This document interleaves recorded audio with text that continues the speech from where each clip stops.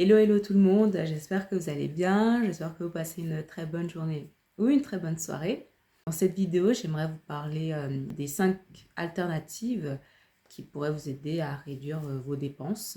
Parce qu'on remarque souvent que dans nos comptes, on a des dépenses un peu cachées, dans le sens où on fait souvent des dépenses où au départ on s'en rend compte, mais après ces dépenses deviennent elles deviennent en fait des nouvelles habitudes, et puis après on les remarque plus. Et on se rend compte même de ça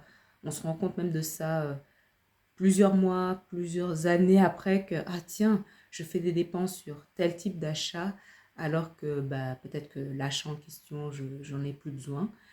Et on se rend compte en fait qu'on aurait pu économiser beaucoup d'argent si on avait prêté un peu plus attention à nos types de dépenses. Donc là, j'aimerais partager des astuces qui pourront t'aider à prêter attention maintenant au type de dépenses que tu fais.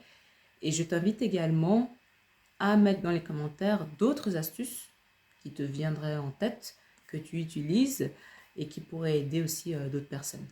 Les premières dépenses que l'on fait souvent, et je pense que tu as déjà entendu dans d'autres vidéos, ce sont les dépenses sur les abonnements. Les abonnements de films, de musique, voilà. Alors oui, c'est bien de se faire plaisir et d'avoir un moment aussi où on veut regarder un film pour se détendre. Voilà, ça fait du bien aussi. Le problème, c'est souvent on a tendance à avoir beaucoup d'abonnements pour avoir toutes les dernières séries, les derniers films qui sont sortis. Et voilà, honnêtement, demande-toi, est-ce que tu as vraiment besoin d'être à jour sur toutes les séries, tous les films qui passent sur ces abonnements? Alors, peut-être ça peut te faire plaisir sur le moment. Le problème, c'est que déjà, passer ton temps à regarder 2 heures, 3 heures, 4 heures par jour, toutes ces séries, tous ces films, c'est une perte de temps au niveau productivité. Et c'est une perte aussi de temps financièrement, parce que peut-être qu'avec ce que tu regardes là, tu peux peut-être le retrouver sur Internet, sur YouTube. Je comprends qu'il y a des émissions où tu peux apprendre des choses. Il y a même des fois des émissions sur le business. C'est intéressant. Mais si dans l'ensemble, la plupart ce sont juste des séries, des films, juste pour passer du temps, là c'est vraiment une perte de temps et d'argent. Donc, demande-toi si tu as vraiment besoin d'être à jour. Souvent, on veut être à jour parce que on veut pas paraître un peu la fille qui ne connaît pas telle série, tel film, et tout le monde a déjà vu. Honnêtement, pose-toi la question si ça va vraiment te faire avancer, ou bien si c'est juste pour être dans le moule. Vraiment, ça va pas te faire avancer. Le deuxième problème, ça concerne les achats pour le paraître. Souvent, on a aussi tendance à effectuer des achats juste pour impressionner. On veut avoir le dernier iPhone, on veut avoir tel type de vêtements, tel type de sac, tel type de ceci, tel type de tel article. Alors, le problème, c'est que on a cette tendance à vouloir impressionner des gens qui, en retour, ne nous apprécient pas forcément, qui ont d'autres choses en tête, qui n'ont pas forcément le temps de passer leur temps à voir si nous sommes dans les dernières tendances au niveau je sais pas, des vêtements ou de tel type d'article. Donc, souvent, ce genre d'achat, ça t'obligera aussi, malheureusement, à faire d'autres achats pour compléter. Par exemple, si tu t'achètes la dernière paire de chaussures qui est à la mode, alors c'est génial, c'est joli, mais du coup, il faudra après matcher. Il faudra que l'ensemble de tes vêtements, de ton sac, de ta veste matche aussi. Donc, ça va t'amener à faire d'autres achats qui vont largement sortir de ton budget. Et ça, c'est dommage, ça va te faire mal à ton porte-monnaie et ça va te faire même regretter d'avoir acheté ta chaussure en question parce que ce n'était tout simplement pas dans ton budget avec le but d'impressionner d'autres personnes. J'avais fait une vidéo aussi là-dessus, sur les achats impulsifs, où tu peux te demander aussi avant tout achat, est-ce que tu n'aurais pas un article similaire qui pourrait permettre de matcher, enfin de l'utiliser et qui tirait bien aussi.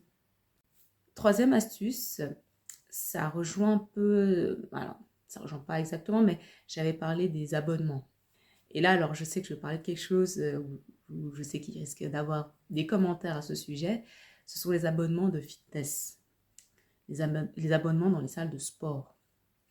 Alors qu'on soit bien clair, moi je préconise le sport. Hein. Le sport, que ce soit à l'extérieur, à l'intérieur, que ce soit dans les salles de sport, de fitness, tout type de sport, moi j'encourage parce que le sport, ben, comme on sait tous, c'est bien pour la santé, c'est bien pour le mental, voilà, c'est recommandé. Maintenant, moi je m'adresse plus à celles qui ont du mal à tenir leurs engagements et qui se sont payés des abonnements de fitness, de salles de fitness, mais qui au final, elles y vont rarement. Et ça, c'est dommage parce que tu perds de l'argent sur un projet qui était bien, d'aller faire du sport dans les salles de fitness, mais si ça ne correspond pas à ton budget, si tu n'as pas un suivi non plus, tu ne vas pas justement dans ces salles régulièrement, bah c'est dommage. Donc ça, c'est vraiment plus pour ce type de personnes-là. Et vraiment, si tu as un budget, tu as une salle de sport qui correspond qui matche avec ton budget, puis tu y vas régulièrement, tant mieux. Et vraiment, j'encourage. Mais si ce n'est pas le cas, il y a aussi des alternatives où tu peux prendre l'habitude déjà de faire du sport, mais tu peux le faire à l'extérieur. Ou, par exemple, là, tu peux faire de la marche à pied, tu peux faire de la course à pied toute seule, tu peux faire du workout aussi, chez toi ou à l'extérieur. C'est gratuit. Alors, clairement, il te faudra quand même des baskets, enfin, la tenue appropriée pour. Il faudra quand même investir là-dessus.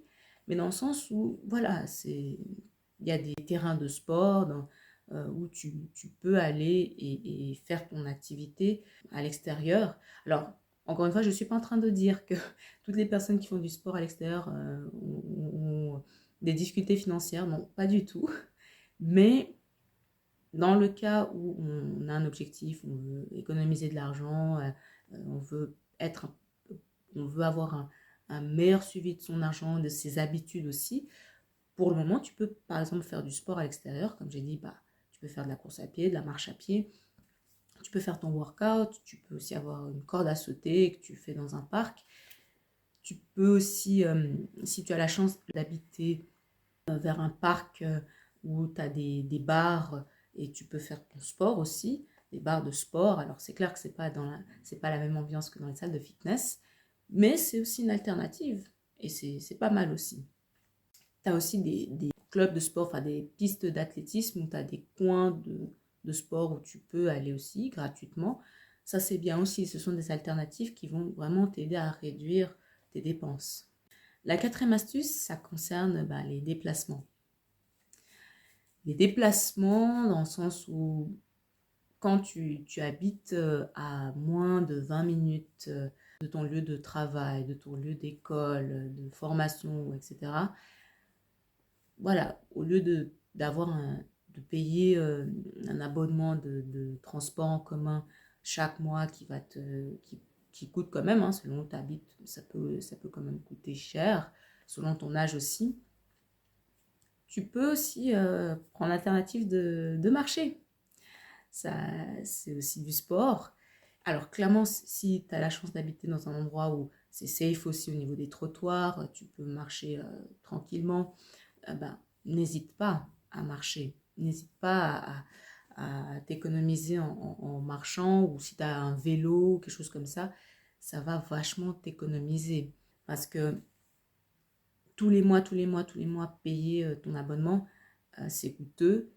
Et oui, c'est clair qu'on aime le confort. Dans le bus, tu peux un peu plus respirer, te reposer aussi.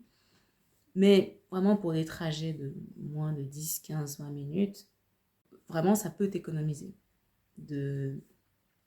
marcher pour des distances à moins de 20 minutes. Après, ça dépend. Si tu arrives à marcher même 20, 30 minutes, même plus, bon, bah, tant mieux pour toi. Mais vraiment, ça peut être une alternative intéressante.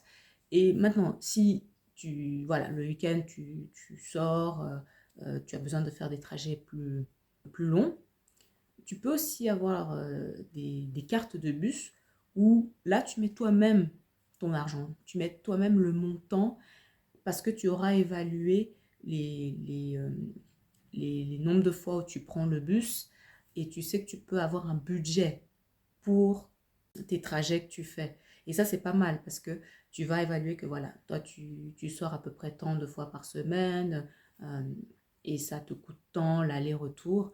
Donc, tu as un budget pour. Ça, c'est aussi intéressant. La cinquième astuce qui pourra t'aider à économiser aussi de l'argent, c'est dans les repas. Les repas et les boissons. Notamment quand tu manges à midi, tu peux faire ton propre plat. Je pense que tu l'as déjà vu au sein de tes collègues. Alors, je ne dis pas que tous ceux qui amènent leur plat ont aussi des problèmes financiers, mais c'est pas mal aussi de préparer toi-même à manger. Tu te prépares la veille ou si tu as la force, la motivation très tôt le matin. Et puis, c'est aussi une possibilité de mettre les ingrédients par rapport à toi, ta santé. Tu pourras choisir la quantité des ingrédients pour toi, pour ton corps. Donc ça, c'est aussi intéressant.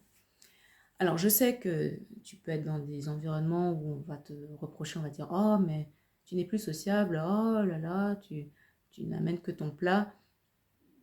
Bah déjà, tu es libre. Tu es libre de faire ça. Tu es libre d'amener ton plat au travail, de manger ton plat que tu as amené. Si tu veux manger avec eux, si vous avez la chance d'avoir des tables, des chaises et tu manges avec eux, tant mieux. Si tu veux manger dans ton coin, tu es libre. Mais c'est vrai que consommer à l'extérieur tous les jours, tous les jours, tous les jours, ça risque de faire vraiment très mal à ton porte-monnaie. Et donc, vraiment, te faire à manger toi-même, ça va vraiment t'économiser pas mal d'argent. Même chose aussi, si tu es quelqu'un qui boit beaucoup de café, tu peux aussi avoir l'alternative de t'acheter toi-même ton paquet de capsules. Et voilà, comme ça, tu amènes tes capsules chaque jour à ton lieu de travail. Ça aussi, ça va beaucoup t'économiser.